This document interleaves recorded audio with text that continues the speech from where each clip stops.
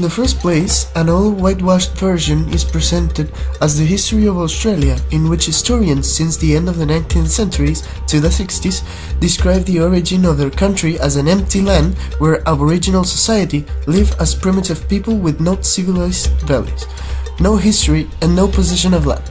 Thus, historians from an anthropological and scientific view describe them as a dying race which needed to be displaced by the survival of the fittest.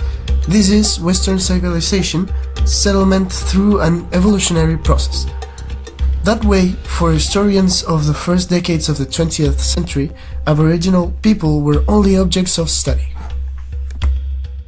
On the other hand, in Carter's book, the author presents a current and a more realistic version of the history of Australia by historians who, since the 60s to nowadays, have described the origins of their country, taking into consideration the history of Aborigines, the longest surviving human culture.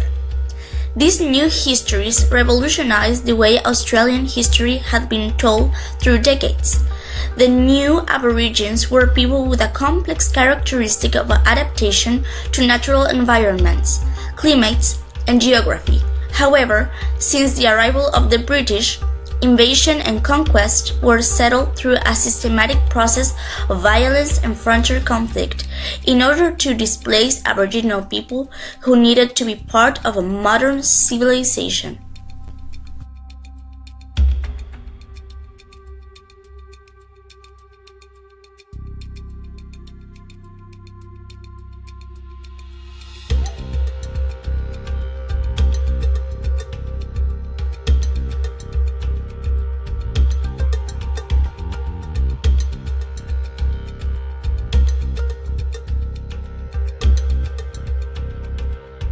In my opinion, I like the history of Australia, not because there were moments of slavery in which Aborigines got hurt and killed just for the Britain's whim.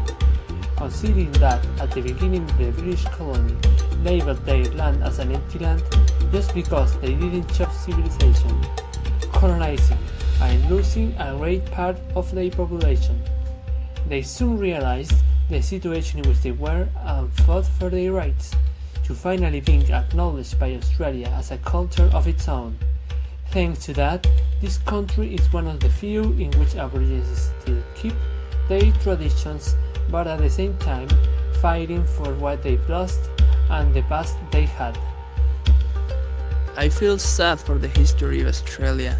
For decades, the real Aboriginal history was hidden, but when the truth came out, it changed not only the historian's view, but a complete nation and its identity. This situation makes me question our own country's history, which most probably was told to us from only one perspective. Who were the bad guys, Mapuches or Spaniards, communists or liberals? We don't really know.